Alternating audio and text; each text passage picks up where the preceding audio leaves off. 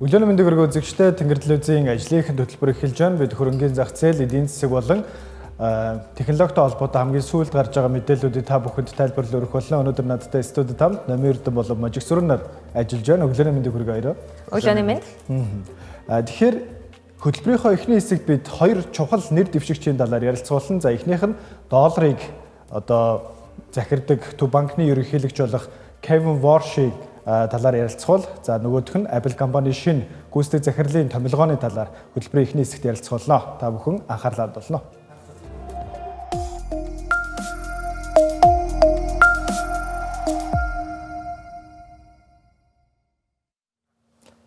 Тэгэхээр Улаанбаатарын цагаар мигмар гаригийн орой Америк нэгдсэн улсын холбооны нөөцийн банкны ерөнхийлөгчөд нэр дэвшиж байгаа Кевин Ворш Сенатын сонсголд оролцлоо. За энэхүү Сенатын сонсгол бол хөрөнгийн зах зээл болон макро эдийн засагчдын хувьд бол гол анхаарлын сэдв нь байлаа. Тэгэхээр яг Кевин Ворш юу ярав, ямар асуудлууд хөндөгдсөн бэ гэдэг талаарх товчхон мэдээллийг та бүхэнд эхлээд хүргэе.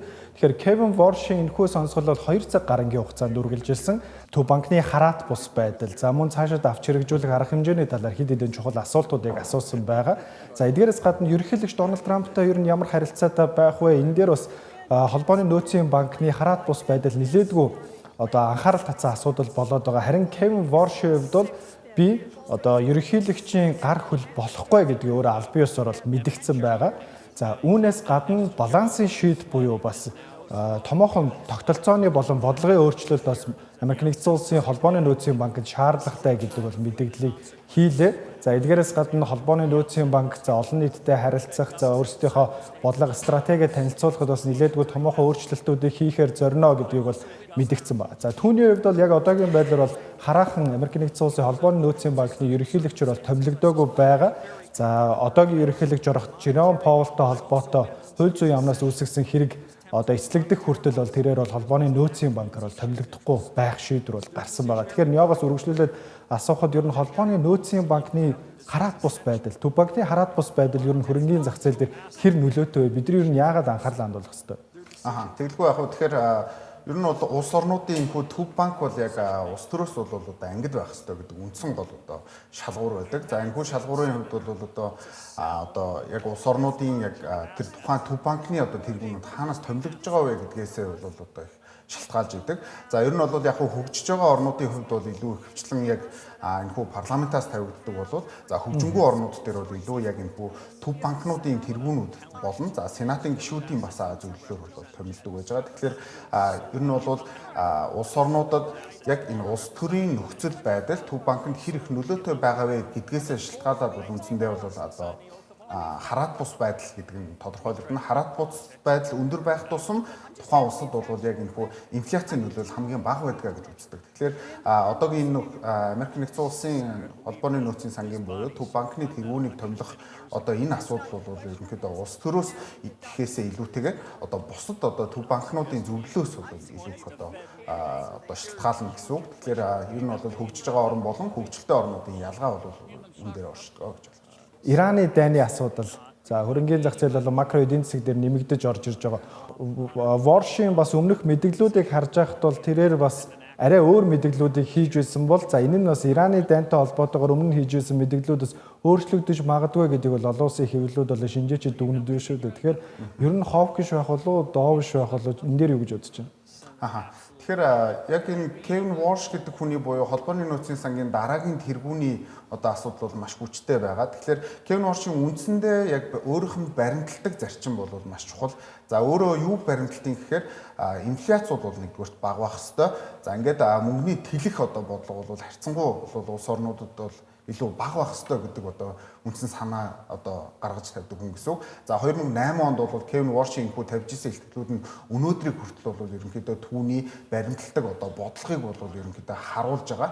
За тэгэхээр Кевин Воршийн хувьд яг цаашдаа энэ хүү Төв банкны бодлогыг бол зөөлрүүлэхээс нөгөө тал руу буюу илүү хатуу болгох одоо тэр бодлого руу ерөнхийдөө чиглэнэ гэж л явж байгаа л да. Тэгэхээр хөрөнгө оруулагчдын хувьд бол Кевин Воршийг хамгийн анх одоо яг энэ толгойн нөөцийн сангийн тэргүүн болно гэдэг энэ мэдээлэл гарсны дараагаар бол хөрөнгөний зах зээл бол томоохон уналт орж ирснийг бол та бүхэн санаж байгаа бах.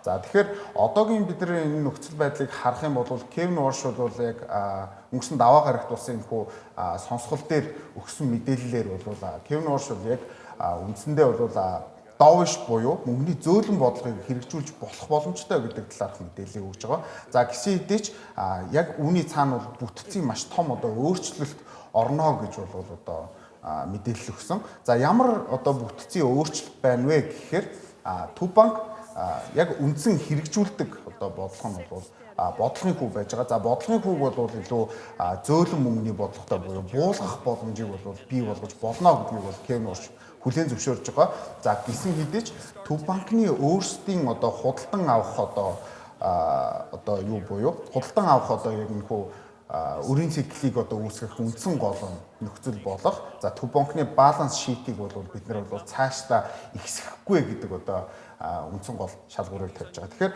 Kevin Walsh-ийн баримтлагдаг зарчим бол өөр болж ирэх гэсэн. Тэгэхээр урд нь бол Төв банк яадаг гэсэн гэхээр үндсэндээ interest rate-ийг бол илүү доош нь буулгаж за дахиад өөрсдөн дээр өрийг худалдаж авах энэ циклээр үргэлжилдэг байсан бол одоо бол Dovish буюу за Төв банкны interest rate-ийг бол буюу бодлогын хүүг бол доош нь буулгаж болно. Гэхдээ Төв банк өөр дээр тэр хоригдлуулдаг тэрхүү өрийг бол багасгана гэдэг үндсэн санааг хэлж ийн гэсэн үг. Тэгэхээр 2008 оноос хоошоо явж байгаа яг энэ бодлогын асуудал бол ерөнхийдөө өөрчлөгдөж байна. Урд нь авдаг байсан арга хэмжээ бол ерөнхийдөө өөр болох боломжтой гэж үзэж байгаа. Тийм учраас Kevin Walsh-ийн энэхүү нэгд өдөр болсон энэхүү сонсголын үеэр нөхцөл байдал бол хөрөнгөний зах зээл дээр бас жоохон таагүй уурын захлыг бас бүрдүүллээ гэж бас харж болохоор.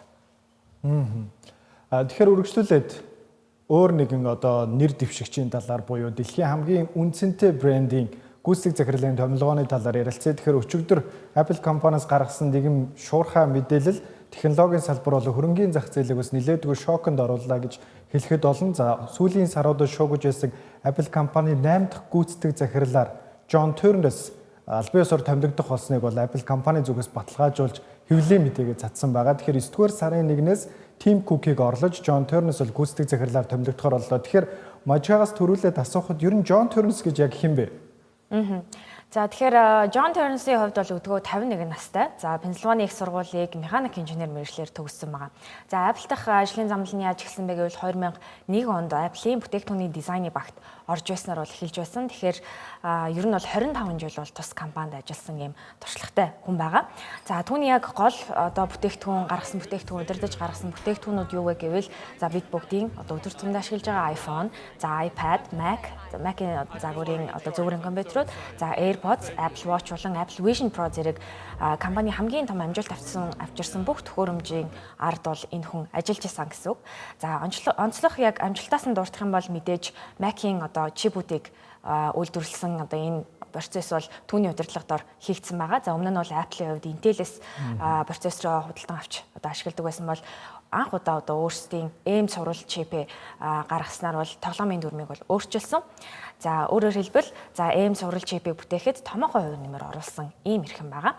За үүний ачаар бол MacBook эрчим хүч зарцуулалт болон хүчин чадлын хувьд бол Windows-ийн үйлдвэрлэлийн системтэй зөөрийн компьютеруудыг бүр ардаа хол орхиж чадсан. За үүнийг бол өдөртмийн хэрэглэгчид нь сайн мэдж байгаа.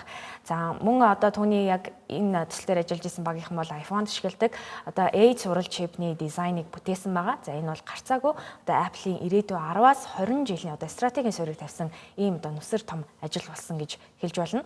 За түүнийг бол хамт олоннд маш ээлдэг. За дараахан хүн гэж тодорхойлдог юм байна. За Tim Cook буюу саяхны хүртэл гүйцэтгэх захирлаар нь ажиллаж байсан Tim Cook түүнийг инженери ухаантай, шинийг санаачлагч сэтгэлгээтэй, за зарчимж удирдах чимээ өндрөөр үнэлсэн байгаа. За тэрээр Steve Jobs шиг хит ийм хүчтэй зан араншинда биш. За харин Tim Cook шиг доктортой хамтын ажиллагаа эрхэмлдэг тактиктай нэгэн гэгддэг. За тэгэхээр John Turner-ийн бас өмнө хит хитэн том даваа хүлээж байгаа. Түүний үүрэгт ажиллаа хүлээж авахд за нэгдүгürt бол мэдээж Apple-ийн хиймэл оюуны өрсөлдөөнд за тэргүүлэх хийнэд авч ирэх. За хоёрдугаарт бол сүүлийн жилүүдэд Apple-ийн борлуулалт бага зэрэг удаашралтай байгаа нь бол үнэн. За ийм учраас хэрэглэгчдийг байлдан дагалах цоо шин бүтээгдэхүүн танилцуулах хүндхэн даваас түүний өмнө байна. За мэдээж Америкийн нэгдсэн улс болон Европын холбооны зүгээс ирж байгаа монополийн эсрэг хууль эрх зүйн маргаануудыг шийдвэрлэх зэрэг томоохон даваанууд бас түүнийг өөрөхтэй ажиллаа хүлээж авахтай зэрэгцэн эрхнэ. Тэгэхээр John Ternus-ийн хувьд бол мэдээж одоо Steve Jobs-ийн үед анх iPhone гарч байхад, iPod гарч байхад за мөн Apple-ийн одоо зах зээл дээр борлуулагдаж байгаа хамгийн өндөр борлуулалттай хамгийн шилдэг бүтээгдэхүүнүүд гэж нэрлэгдэж байгаа MacBook, Apple Vision Pro гэх мэтчлэн энэ бүтээгдэхүүнүүдийн цаатлын инженерчлэл буюу hardware дээр ажиллаж исэн ийм хүн байх нь. Тэгэхээр Неогоос асуухад яг одоо санхүүгийн хувьд Apple компани нь яг ямар хуу байдалтай байна. За өөрсдийнхөө бас гол одоо бүтээгдэхүүнүүдийнхаа зах зээл дээр ямар байр суурьыг эзэлж байна. Том мэдээллүүд ер нь яг Apple-ийн хувьд юуг үзүүлж байна? Тэгэхээр энэхүү Tim Cook гэдэг хүний яг энэ цаг үед бол Apple компани одоо яг үнэндээ бол маш их хэмжээний одоо мөнгийг бол олсон гэж ойлгож болно. За яг одоо market cap гэж хэлэх буюу одоо зах зээлийн хэмжээний хувьд бол анх Tim Cook-ыг Apple компаниг одоо авч явах энэ үед бол 350 орчим тэрбум ам долларын үнэлгээтэй компани байлаа. Тэгэхээр өнөөдрийн хувьд бол одоо 4 их 80 ам долларын үнэлгээтэй компани болсноор нь буюу за 10 гаруй дахин одоо том болсон гэдгээр нь бол бид нар одоо энэхүү мэдээллийг бас харах нь зүйтэй. За тэгвэл орлогын хувьд бол яг ямар хуу байсан гэхээр 2010 оны сүүл байдлаар бол 76 тэрбум ам долларын үнэлгээтэй байсан Apple компани өнөөдрийн байдлаар 435 одоо тэрбум ам долларын орлого олж байгаа гэдэг ийм нөхцөлтэй байна. Тэгэхээр ер нь бол Tim Cook-ийн хувьд бол ерөнхийдөө яг энэхүү одоо процессыг харах юм бол одоо маш ихээр бол одоо Apple компаниг ашигтай ажилуулах тэр боломжийг олгосон нөхцөлийг бол харж болно. За earnings буюу яг цэвэр ашигын хувьд бид нар харах юм бол 2011 оны хувьд бол ерөнхийдөө 12 сарын туршид 43 тэрбум ам долларын цэвэр ашигтай ажиллаж исэн бол өнөөдөр энэхүү компани бол 25 оны сүүл гэхэд бол 141 тэрбум ам долларын одоо ашигтай ажиллаж байгаа ийм компани болтлоо өссөн. За тухайн үед бол ойролцоогоор 11 орчим долларын нэгж одоо хувьцааны үнэлгээ бол 11 орчим доллараар борлуулагддаг байсан бол өнөөдрийн нөхцөлийг харах юм бол 260 орчим ам доллараар борлуулагдж байгаа буюу ерөнхийдөө энэхүү Tim Cook-ийн цаг хугацаа бол үнэхээр Apple-ийн хувьд бол томох өсөлт олсон ийм цаг хугацаа олсон гэж ойлгож байна. Тэгэхээр Tim Cook-ийн хувьд бол одоо мэдээж Apple-ийн удирдлагын дор 15 жилийн туршид ажиллаж байсан 65 настайдаа ийхүү гүйцэтгэх захирлын албан тушаалаа дараагийн эрхэмдээ бол хүлээлээ өгөхөөр боллоо. Тэгэхээр ер нь Tim Cook-ийн legacy болон Apple компани дараагийн стратеги юу байх вэ гэдэг талаарх товчхон мэдээллийг та бүхэнд хүргэе. Тэгэхээр Tim Cook-ийн legacy яг юу вэ? Тэгэхээр Tim Cook-ийн үед Apple Watch, за AirPods, за мөн MacBook-ийн M цувралын чипнүүд, Apple Vision Pro гэх мэтчлэн Apple-ийн маш олон инновацлог бүтээгдэхүүнүүд зах зээл дээр шинээр борлуулагдаж эхэлсэн. Гэхдээ энэ бүгдээс илүү Tim Cook-ийн Apple-д үлдээж байгаа хамгийн том legacy бол үйл ажиллагаа болон логистик тал руугаа чиглэлтэй гэдгийг бол мэрэгжилтнүүд бол онцолж байгаа. Энэ нь юу гэсэн үг вэ гэхээр яг одоо бидний өдөр тутамдаа эргэлж байгаа Apple-ийн бүтээгдэхүүнүүд дэлхийн өнцөг болон бүрт хамгийн хямд үнээр за хамгийн үр өгөөжтэй байдлаар хамгийн бага зардлаар логистик шийдэж чадсан нь бол Apple-ийн Tim Cook-ийн Apple-д үлдээж байгаа хамгийн том одоо ноу хаваа гэж бол хэлж болно. За энэ нь юу гэсэн үг вэ гэхээр за Tim Cook анх 1998 онд Apple компани үйл ажиллагаа хариуцсан захирлаар бол томилогдож байсан. За үүний дараачаар Apple компани санхүүгийн асуудал бол логистик дээр нэлээдгүй томоохон шинжилэлтүүд хийсэн. За өмнө нь iPhone 1 агуулгахад маш олон удаа хоног буюу за 2-3 хоног одоо үлддэг байсан бол тэр байдлыг бол халж за iPhone бол агуулгахад үлдэхгүйгээр шууд дараагийн хэсэг рүүгээ шилжиж шууд борлуулалт руу явах гэх мэтчлэн ийм асуудлуудыг шийдэж чадсан. За мөн олон улсын зах зээлийг заавал дордох хэрэгтэй. За бүгд найрамдахтад ард улс, за зүүн өмнөд Азийн эдийн засаг, энэтхэг гэх мэтчлэн орнуудад бол өөрсдийнхөө цар хүрээг улам тэлж чадсан байгаа. Энэ нь бол бодлого талаас бол Tim Cook-ийн үлдээж байгаа хамгийн том legacy-нуудын нэг. За үүнээс гадна Tim Cook Apple-аас гарахгүй байгаа гэдгийг бол анзаарах хэрэгтэй. Apple-ийн төлөөлөл удирдах зөвлөлийн Executive Chief Officer буюу яг бодлого болон за геополитик тал руугаа чиглэсэн асуудлуудыг бол хариуцна гэдгийг бол одоогийн байдлаар мэдээлж байгаа. За энэ нь юу гэсэн үг вэ гэхээр за Америкийн нэгдсэн улсын засаг захиргаатай холбоотой асуудлууд, бүгд найрамдахтад ард улсын зохицуулалттай холбоотой асуудлууд дээр Tim Cook илүү лидершипээ харуулад явах болно гэдгийг бол онцолж байгаа. За харин Apple-ийн дараагийн стратеги, дараагийн гүйцэтгэх захирлын инновац болон алсын араа юу байх вэ гэдэг дээр бол нэлээдгүй сонирхол татж байгаа хэд хэдэн өнцгүүд байгаа. За эхний ээлжинд Apple компани Steve Jobs-ийн дараачаар дахин нэг удаа бүтээгдэхүүн болон төхөөрөмжөд суурилсан гүйцэтгэх захиралтай болж байна. Тэгэхээр Стив Джобсын Apple-д авчирсан хамгийн чухал зүйл бол ер нь бүтээгдэхүүнийг хэрхэн яаж хөгжүүлэх, инновацийг хэрхэн яаж нэвтрүүлэх юм бэ гэдэг нь бол гол одоо философи болон легаси байсан. Харин одоо Джон Тернсийн хувьд бол яг Стив Джобстой ер нь ойролцоо философитой буюу яг энэ одоо бүтээгдэхүүн гэдэг талаас нь илүү хөгжүүлэх болов гэдэг хүлээлт байгаа. За үүнээс гадна Apple-ийн одоо гол төхөөрөмжүүдийг хэрхэн яаж ажилдаг. За тэр дизайны хэлийг хамгийн сайн мэддэг хүмүүсийн нэг нь учраас за энэ дээр бас хэд хэдэн өөрчлөлтүүд гарах болов гэдэг хүлээлт байна. За хамгийн чухал нь мэдээж хиймэл оюун байна. Тэгэхээр хиймэл оюуны хувьд бол одоо Apple компанийн хувьд бол өөрсдийнхөө LLM буюу тэгээ хиймэл оюуны том загваруудыг бол танилцуулаагүй байгаа. За гисэн эдишнийг ухаалаг шийдвэр гаргасан Google-ийн Gemini-г жилдээ $1 тэрбум одоо төлбөр төлж хэрэглэх болсон байгаа. Тэгэхээр маш хямд зарлаар өөрсдийнхөө 2.5 тэрбум хэрэглэгчид бол хиймэл оюуныг нэвтрүүлэх боломжтой болсон. Харин энэ стратегийг хэрхэн яаж цаашаа өргөжлүүлэх вэ гэдгийг нэлээдгүй сонирхол татж байна. За энэхүү Apple компани 8 дахь гүйцэтгэх захирал албан ёсоор зарлагдаж 9-р сарын 1-ээс бол ажилдаа орохоор боллоо. Тэгэхээр iPhone 18 танилцуулагдахад бол шинэ гүйцэтгэх захирал албан ёсоор танилцуулгыг хийх нэ. За дөнгөж саяхан 4-р сарын 1-нд 50 наст хүрээдээс Apple компани ийхүү яг 4-р сарын одоо сүүл үед гүйцэтгэх захирлаа албан ёсоор зарлаж байгаа нь бас таймингийн хувьд буюу цаг хугацааны хувьд бол нэлээдгүй сонирхол татж байна. Яагаад яг одоо гэж? Яагаад одоо Apple-ийн хамгийн том арга хэмжээнүүдийн нэг болох WWDC буюу хөгжүүлэгчдийн зориулсан арга хэмжээнийхээ өмнөх нь за гүйцэтгэх захирлаа намар томилно, намар ажилд нь оруулна гэдэг нь бас ийм бодлогын хувьд болон шийдвэрийн хувьд бол нэлээдгүй одоо сонирхолтой цаг үе байлаа гэдгийг бол олон улсын шинжээчид бол дүгнэж байгаа. За ийхүү Apple компани шинэ гүйцэтгэх захиралтай болох нэ. Тэгэхээр үзэгчдээ дараагийн мэдээллийг та бүхэнд хүргэе. За энэ удаад бид макро эдийн засгийн хэсгээр илүү гүнзгий ярилцах болно. Тэгэхээр макро эдийн засгийн хэсэг дээр бид Номын Эрдэнэтэй хамт за хамгийн эхлээд Америк нэгдсэн улсын явуулж байгаа хэд хэдэн асуудалтай холбоотой зүйлсүүдийн талаар илүү дэлгэрэнгүй ярилцъя. Тэгэхээр Ираны дайны талаар хамгийн их ярилцъя л да. Тэгэхээр Ираны дайн ер нь яг юу болж байна? Ираны дайн хөрөнгийн зах зээл дээр хэрхэн яаж нөлөөлж байна? Тэгэхээр мажгаа яг Ираны дайны хамгийн сүүлийн мэдээллүүд ер нь юу болж байна? Тэрийг бас бид нэрвэж. Тэгэхээр яг одоогоор бол Америк нэгдсэн улс болон Ираны хоорондох одоо харилцаа бол туйлын тогтворгүй ийм эргэж буцсан байдалтай байна гэж одоо нэг үйлбэр тодорхойлж болно. За талууд ормозын хоолойг нээж гал зогсоохоор тохиролцсон боловч Америк нэгдсэн улс Ираны карго одоо хөлөгт цохилт өгснөөр Иран хоолойг дахин хаасан байгаа.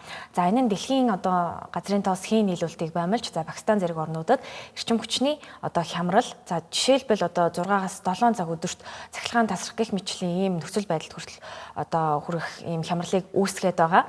За талуудын ерөн шаардлага яг юу байгаа вэ гэвэл за Ираны зүгээс бол Америк нэгдсэн улсын одоо тогтоосон тэнгисийн бүслэлт эдийн засгийн хоргийг цуцлахыг шаардж байгаа. За Америк нэгдсэн улсын талаас болохоор Ираныг одоо цөмийн зэвсэгтэй болохыг хизээж одоо зөвшөөрөхгүй гэх хатуу байр суурьтай бол байгаа. За хохирлын хэмжээ одоо яг ямар байгаа вэ гэхээр дайн ерөн сунжрах тусам за хүний амь нас бол үргэцээр байгаа. За Иранд бол 3500 орчим хүн. За үүнээс бол хамгийн харамсалтай нь 250 гаруй нь бол хүүхэд одоо энэ тооноос эзэлж байна. За Америк нэгдсэн улсын 15-аас 16 цэрэг бас амь үргэцсэн байна. За хоёр талд бас мянган хүн одоо хүн шархсан ийм нөхцөл байдалтай бол байгаа. За мөргөлдөөний зогсоох гол найдвар нь юу байгаа гэхээр Пакистаны нийслэлд болтох хилэлцээ бол одоо энэ мөргөлдөөнийг одоо зогсоох гол найдвар гэж үзэж байна. За Америк нэгдсэн улсын дэд ерөнхийлөгч Венс болон Трампын хүргэн Жаред нар одоо бүрэлдэхүүнтэй энэ баг Исламабад руу одоо нисэхэд бэлэн байгаа маань. За Ираны тал бол дарамт шахалдаар хилцээ хийхгүй гэдэг хатуу байр суурьтай бол хэвээрээ байгаа. За тэгээд парламентын дарга явуулж одоо энэ уулзалтад оролцуулах одоо магадлалтай байгаа. За тэгэд Америк нэгдсэн улсад итгэхгүй байгаа бөгөөд за байлдааны талбарт шинэ хөзрөө дэлгэнэ гэж одоо сүрдүүлж байгаа маань. За Трамп одоо гал зогсоох хугацааг за 50 гаруй хүртэл 24 цагаар сунгасан. За үүнээс цааш сунгах магадлал баг байгааг бол Bloomberg төгсөн ярилцлагатай бол дурдсан байгаа.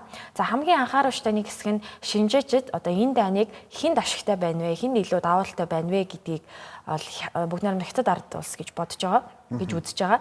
Одоо энэ одоо дайны нөхцөл байдалд бол хятад бол ашигтай байдлаар тусч байна гэж үзэж байгаа. За Америк нэгдсэн улс Иранд за Жасмир үл үзэгдэх пуужингийн одоо нөөцийнх нь 80% зарцуулж номхон далайдах хүчээр ер нь бол тийш татсан тийм байдалтай байгаа. Энэ нь бол Тайван, за Япон зэрэг Азийн холбоотнуудын өмнө хүлээс хамгаалтын баталгаагаа сулруулж хятадд илүү давуу тал болж байгаа юм нөхцөл байдалтай байна. За мөн ормозын хоолыг хаагдахад бол дэлхийд даяар сандарч яхад сэргээгдэх эрчим хүчээр тэргүүлдэг, за нар салхины эрчим хүчээр тэргүүлдэг, за өөрийгөө одоо бүрөө хангаж байгаа бүгд найрамдагчдад ардын улсын хувьд бол хамгийн доктортой одоо нөхцөл байдалд бол байж чадж байна. За мөн ойрох орнууд Америкийн нэгдсэн улсын одоо хиймэл уянд одоо хиймэл уяны хөрөнгө оруулалт эрсдэлд орж байгаа нь бол хятадын технологийн компаниуд тус бүс нутагт ноёлох бас орон зайг нээж өгч гинэ гэж одоо шинжээчид бол тэгж үзэж байна. Тэгэхээр энэ бас хөрөнгөний зах зээлдээ яаж нөлөөлж тэгэхээр ямар ч сан орон улсын хоолойтой одоо хоолойн асуудалтай холбоотойгоор ерөнхийдөө энэ одоо хөрөнгөний зах зээл дээр маш их одоо савлгаанууд үүсэж байна. За өнгөрсөн 2-7 хоногийн хугацаанд бол Америкийн нэгдсэн улс болон Ираны хооронд одоо энэхүү тохирсон түр гал цогцоох одоо энэхүү хилцээрийн хүрээнд бол энэ хугацаанд бол ерөнхийдөө Америкийн нэгдсэн улсын жишээ нь одоо топ индексүүд бол all time high гэж хэлдэг хамгийн өндөр түвшинд хүрлээ. Тэгэхээр энэ нь яг ямар үзэгдэл юм гэхээр хөрөнгөний зах зээл дээр бол яг ийм нөхцөл байдлууд урд нас хэд удаа үүсчихсэн. Энэ яг ямар үед үүсдэг гэхээр хүмүүс хаашаа хөрөнгө оруулахаа мэдэхгүй болж байгаа үед бол яг энэ одоо нөхцөл үүсдэг байж байгаа. Тэгэхээр бид нар бол энэ дээр бол ямархуу одоо нөхцөлийг харж хүлээх юм гэхээр үндсэндээ бол одоо бодлогын хүүгийн шийдвэр бол цаашдаа одоо бууна гэсэн хүлээлттэй байгаа учраас энэ бол одоо all time high буюу хамгийн өндөр одоо үнэлгээнд бол хүрж байгаа нэгдүгээр асуудал байна.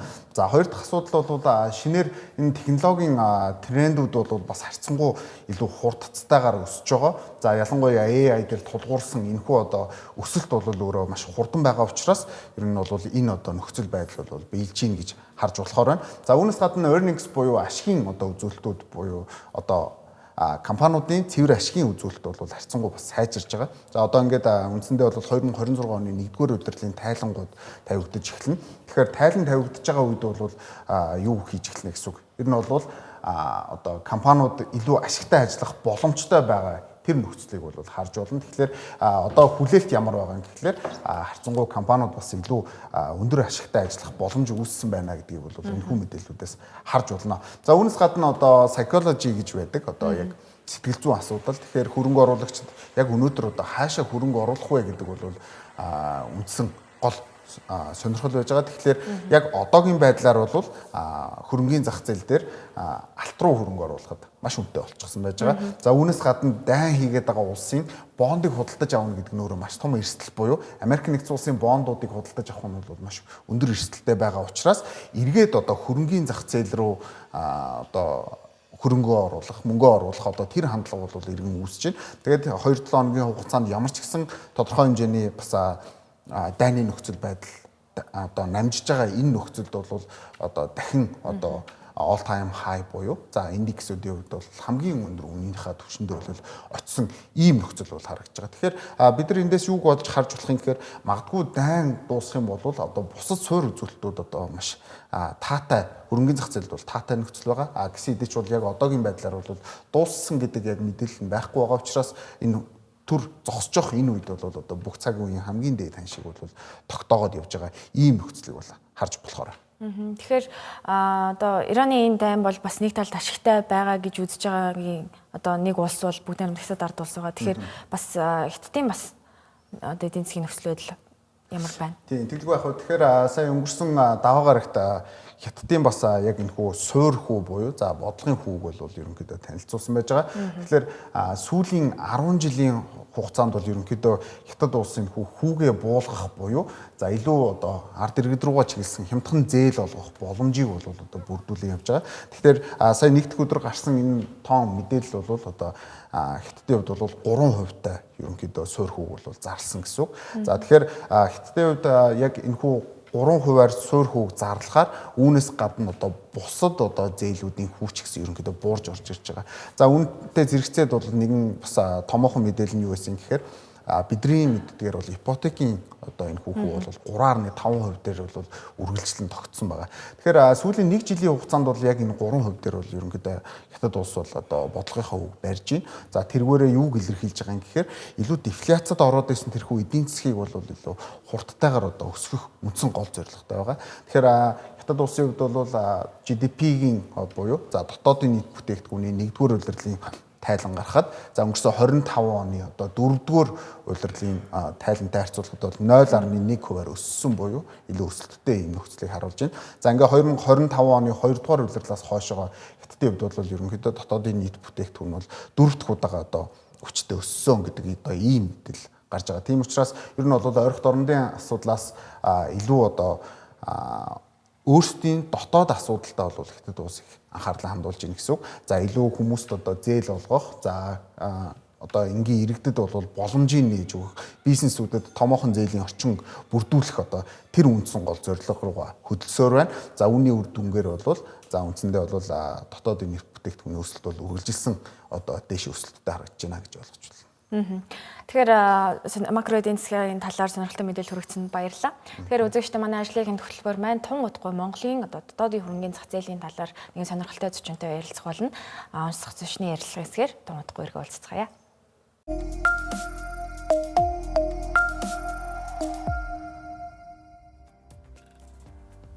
Ажлын эхэнд хөтөлбөр онцлог зочны булангаар та бүхэнд хүрж байна. За бидний өнөөдрийн зочин бол Улаанбаатар үнд цаасны биржийн одоо арилжааны ахлах мэргэжилтэн Түмэн Баяр хүрэлцэн ирсэн байна. Өглөөний мэнд хүргэдэг. Таны мэнд.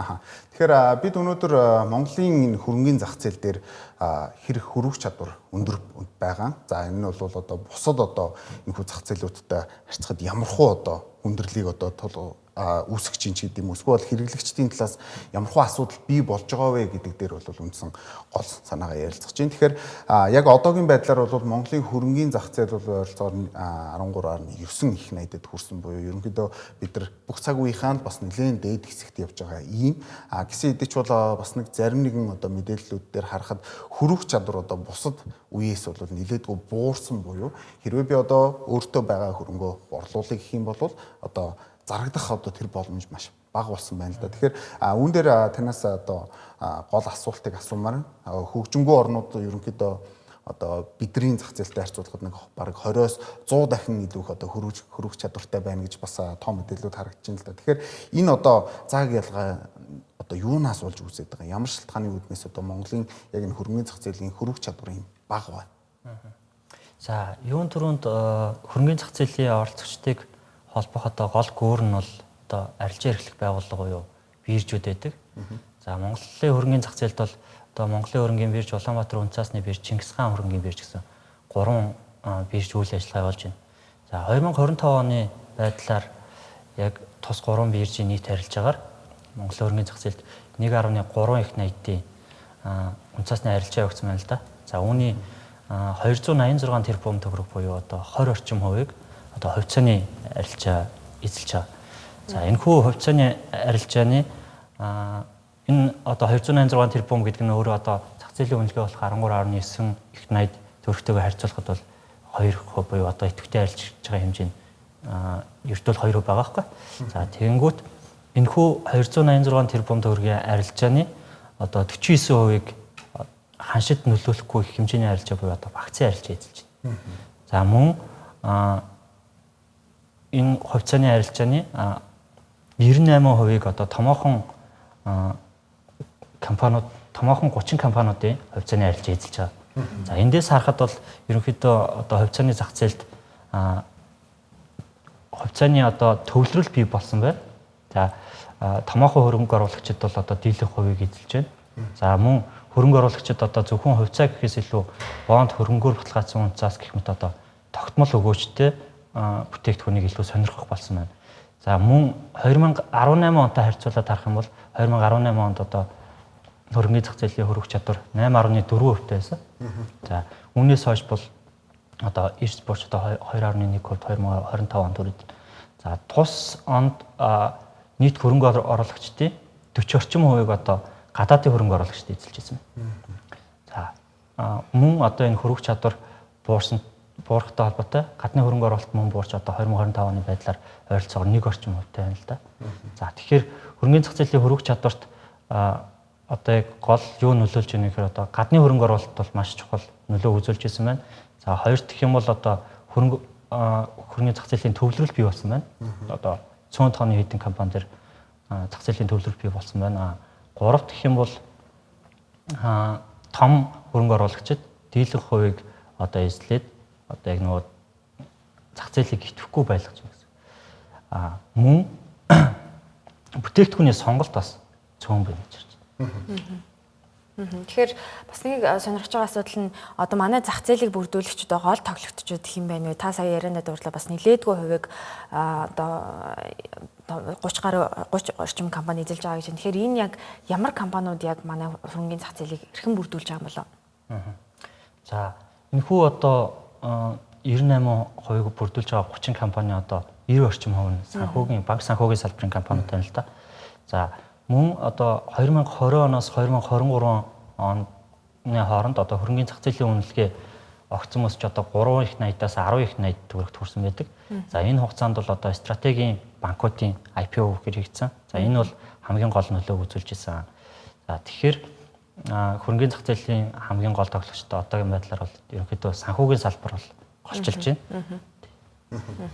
Тэгэхээр бас шинэ бүтээгдэхүүнүүд бас биднэрт хэрэгтэй байгаа л да. Тэгэхээр Монгол улсын хувьд бол одоо юу гэдэг нь бид нар хөрөнгөний зах зээл дээр оролцохдоо зөвхөн одоо нэгдлийн буюу одоо бай худалдан авах одоо энэ л одоо нөхцөлийг биелүүлдэг байлаа. Гэтэл одоо бид нар ингээд шинэ бүтээгдэхүүн хөгжүүлж байгаа буюу short sale гэдэг одоо шинэ ойлголт орж иж байгаа. За энэ бол мэдээж одоо бид нар margin account руу шилжих ёстой ч гэдэг юм уу маш томоохон цаана дэд бүтцийн асуудал явж байдаг. Тэгэхээр бид ер нь одоо яг ямар боломж байгаа биднэрт short sale-ийг эхлүүлсэн байгаа юу? Энд дээр яг дэд бүтцийн үед ямар одоо шийдэл бий болсон байгаа бол.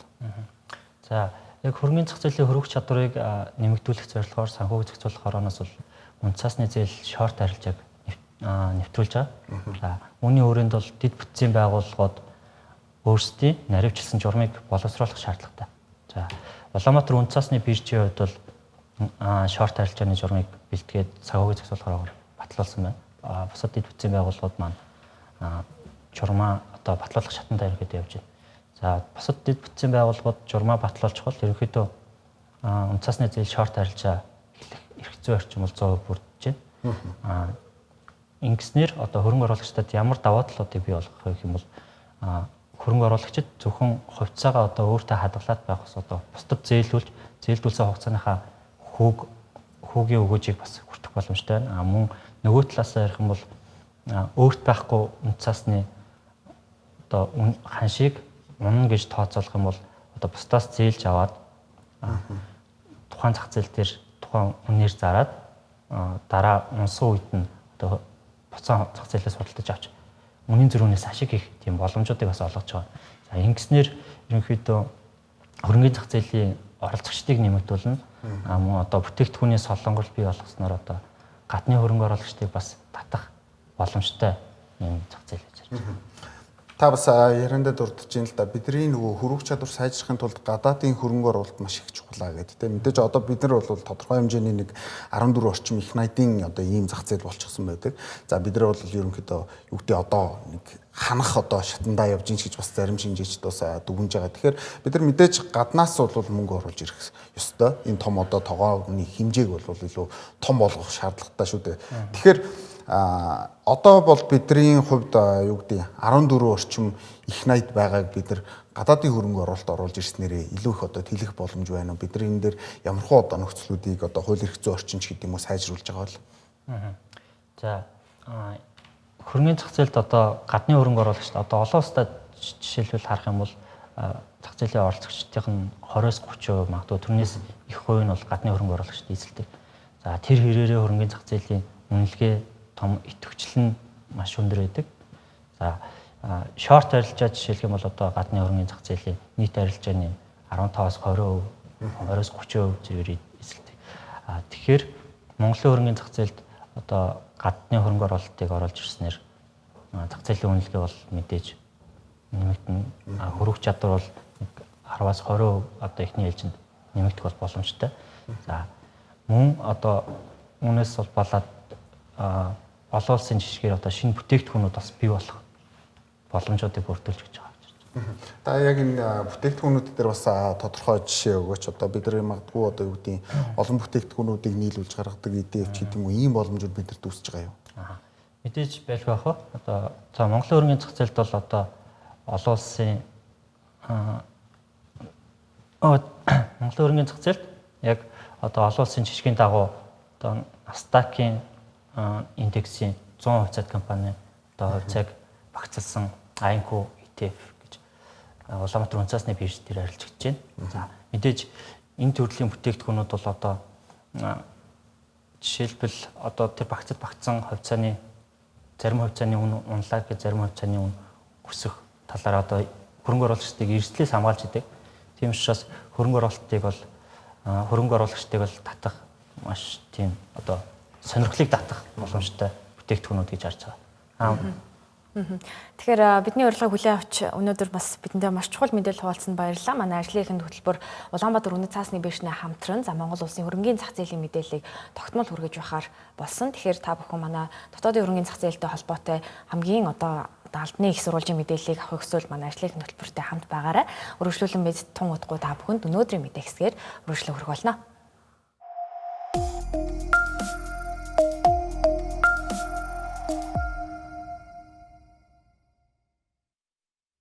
Эргээд автомобиль үзэгчтэй тэгэхээр хөрөнгийн зах зээл болон хилцэл технологийн салбарт болж байгаа шинэ инновацуудын талаар товчхон мэдээллийг хөтөлбөрийн төгсгөл хэсэгт та бүхэнд товчхон хүргэе. Тэгэхээр өнгөрсөн 7 хоногт кино салбарын кино сонирхогчдын хамгийн их анхаарлаа хандуулдаг уг салбарын хамгийн том арга хэмжээ болох CinemaCon 2026 болж өнгөрсөн байгаа. Тэгэхээр CinemaCon дээр бол Холливуудын томоохон студиуд өөрсдийнхөө шинэ төслүүдэд танилцуулдаг бол энэ жил гарах томоохон бүтээлүүд өөрсдийнхөө албан ёсны маркетинг ажлуудыг бас тэнд төлөвлөлдөг байгаа. Тэгэхээр мажаа асуухад энэ жилийн арга хэмжээний гол онцлогуд бас юу байсан бэ? Тэгэхээр энэ жилийн CinemaCon 2026 арга хэмжээний тухайд Лас Вегас хотноо болж өнгөрсөн байгаа. Тэгэхээр энэ жилийн арга хэмжээний арга хэмжээ нь кинотеатруудын ирээдүйд итгэл найдварын талаар Hope and Optimism гэсэн ийм сэдэвт төвлөрч томоохон студиуд эх жилүүдэд гарах блокбастер бүтээлүүдийн танилцуулгыг хийсэн байгаа.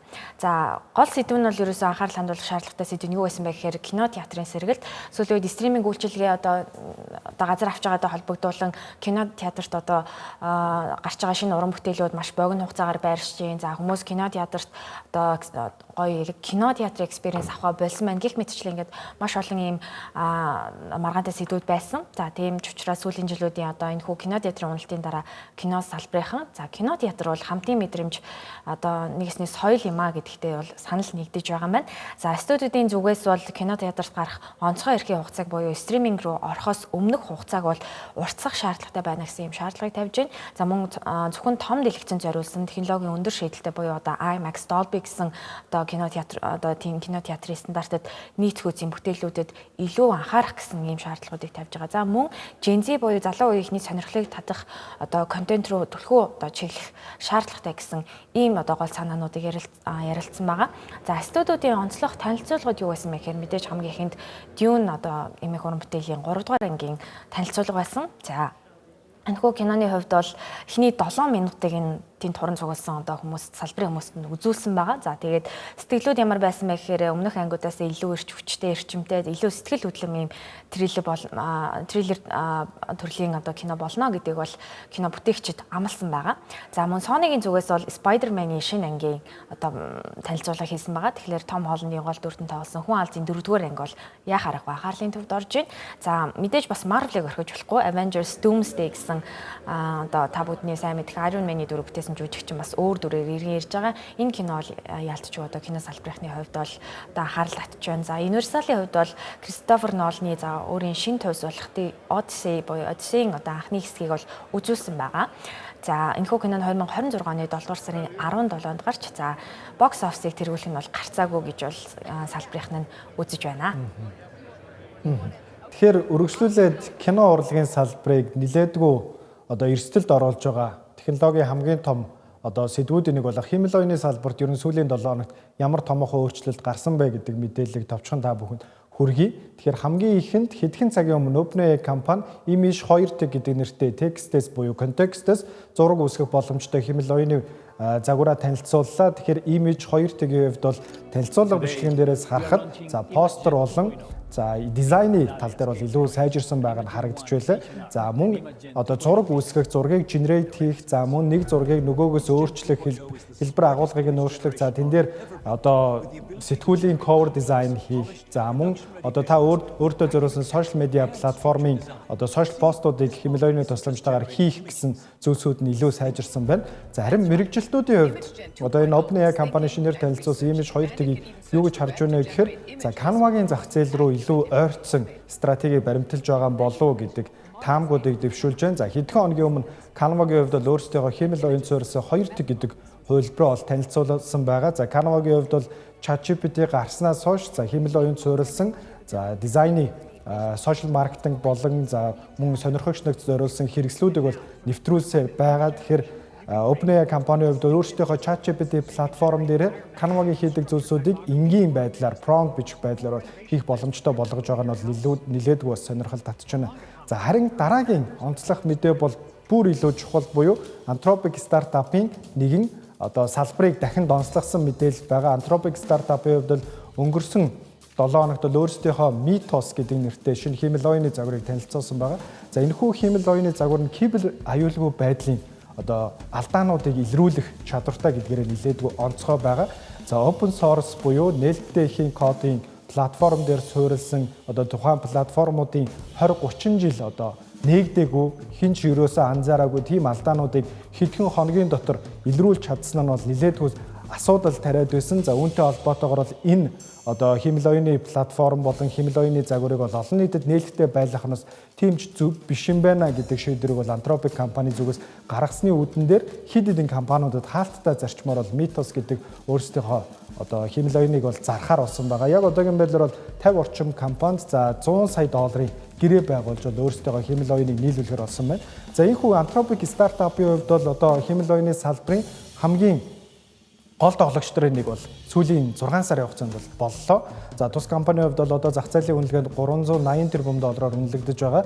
За хамгийн сүүлд өгсөн зарим их сурвалжуудын мэдээллээр за зарим хөрөнгө оруулалтын сангууд 800 тэрбум долларын үнэлгээтэйгээр Anthropic стартапуудаас хөрөнгө оруулах сонирхлуудаа илэрхийлж байгаа гэдэг мэдээллүүд цацагдсан. За харин хамгийн сүүлд цацагдсан мэдээллийн дагуу Anthropic стартап Amazon компаниас нийтдээ 25 тэрбум долларын одоо веб клауд үйлчилгээний сервисийг бол авахар болсон байгаа гэдгийг бол зарласан байна. Тэгэхээр Anthropic-ийн дараагийн нэгэн гайхалтай хэмэл оюуны одоо шинэ загвар бол дэлхийн нийтийг дахин нэг удаа ангаалгалаа. Тэгэхээр олон улсын нэлээдгүй анхаарлыг татж байгаа нэгэн спортын тэмцээн шинээр өнгөрсөн жилээс хойш зохион байгуулагдах болоод байгаа. За энэ бол Бээжингийн марафон. Тэгэхээр Бээжингийн марафон юугаар онцлог вэ гэхээр өнгөрсөн жилээс эхлэн Бээжингийн марафонд роботууд оролцдог болсон байгаа. Энэ жил роботуудын тоо 5 дахин нэмэгдсэн байна. Тэгэхээр энэ жилийн гол онцлог юу байсан бэ Можга?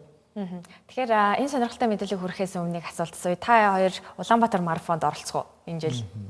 Улаанбаатар марафоны миний хувьд бол зүгээр хагас марафонд нь бол оролцохоор бэлтгэж байна.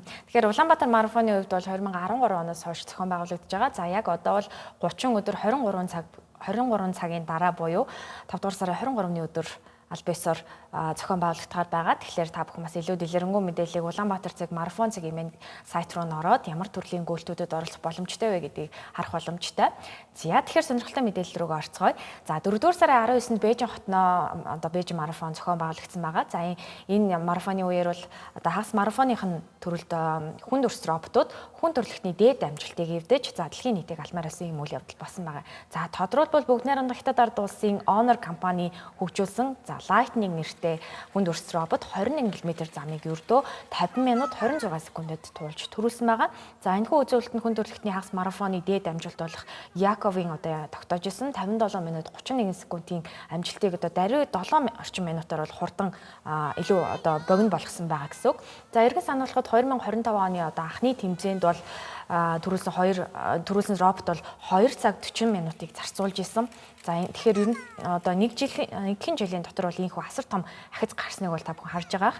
За тэмцээнд нийт 300 гаруй хүнд өрс роботын загвар болон 12,000 орчим гүйгч нэгэн зэрэг оролцсон байгаа. За мөргөлдөөнөөс сэргийлэх үүднээс бол роботууд одоо хүний явсан замаас өөрсдийн тусдаа замаар явсан байгаа. За нийт роботуудын 40 орчим хувь нь хүний тусламжгүйгээр бие даан замаа мэдэрч гүйсэн бол за удирдлагаар ажилласан одоо эдгээр роботын хувьд бол одоо хамгийн одоо богино үзүүлэлтийг үзүүлсэн бол 48 минут байсан. Гэхдээ нөгөө тэмцээний дүрмийн дагуу би даасан байлтыг чухалжилсан учраас за Lightning маань ингээд ялагчаар тодорсон байна. За ялагч робот нь элит тамирчидтай ижил 95 см-ийн урт хөөлтэй бөгөөд за Honor компани ухаалаг утсанд ашигладаг шингэн хүргэлтийн системийг суйрлуулсан юм байна. За ташрамд дуртахад бүгд найрамдах Хятад ард улс 2026-аас 2030 оны төлөвлөгөөндөө за хүнд өрст роботын салбарт дэлхийд тэргүүлэх зорилт тавьсан байгаа.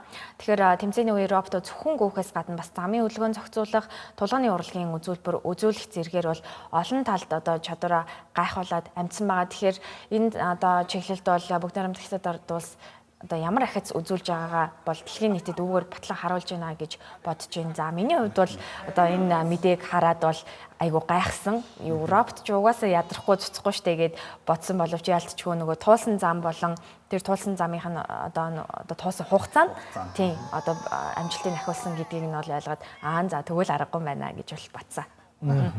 Тэгэхээр өнгөрсөн жилийн хувьд бол одоо роботууд 2 дахин одоо 21 км замыг 2 цаг орчимд тоолдог байсан бол энэ жил бас амжилтаа 2 дахин нугалж хүний тогтоосон рекордыг эвдсэн ийм гайхалтай үйл явдал өнгөрсөн амралтын өдрүүдэд Бээжин хотноо болж өнгөрлөө. Тэгэхээр төгсгөлд нь Неогоос нэгэн мэдээллийн талаар товчхон авахад бол Eli Lilly компани 7.2 тэрбум долларын үнэлгээтэй нэгэн стартапыг саяхан худалдаа авсан мэдээлэл гарсан байгаа. Тэгэхээр Eli Lilly энэ стартапыг худалдаа авснаар ямар өөрчлөлтүүдийг нэвтрүүлэх бол ер нь яагаад энэ стартапыг худалдаа авах шийдвэр гаргав?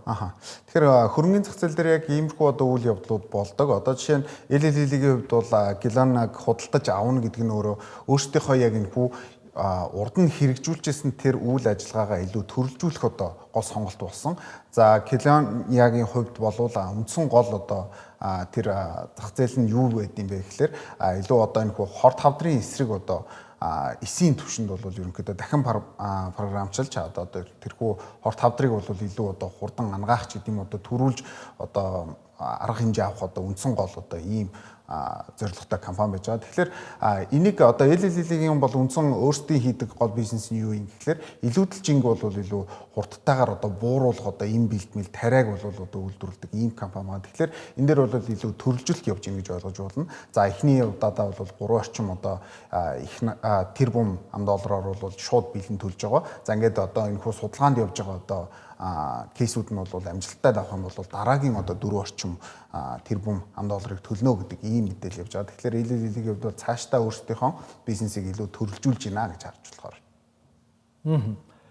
Тэгэхээр Тэнгэр телевизийн ажлынхын хөтөлбөрийн 5 гарагийн дугаар үгээр өндөрлөж өгнө үзэгчтэй бид хөрөнгийн зах зээл, эдийн засаг, технологитой холбоотой мэдээллийг та бүхэнд даваа, лавг, баасан гарагийн өглөө болгон шууд амжилт хүргэж байгаа. Тэгэхээр та эдгээр мэдээллүүдийг сонирхож байвал манай хөтөлбөртөө хамт байгаарай. За баасан гарагийн дугаарт бид яг одоо явагдаж байгаа Ираны дайн эрчим хүчний салбарт ер нь яг ямар нөлөө үзүүлж байна. За өнгөрсөн жилийн 4-р сард Америкийн нэгдсэн улсын ерөнхийлөгч Дональд Трампын танилцуулсан тарифын асуудлаас үүдэлтэй асуудлууд ер нь дэлхийн эдийн засаг болон хөрөнгийн зах зээл компаниудын үнэлгээнд ер нь хэрхэн яаж нөлөөлж байгаа вэ гэдэг талаар илүү гүнзгий мэдээллүүдийг та бүхэнд хүргэх болно. Энэ удаагийн дугаар та хамт байсан та бүхэнд баярлалаа.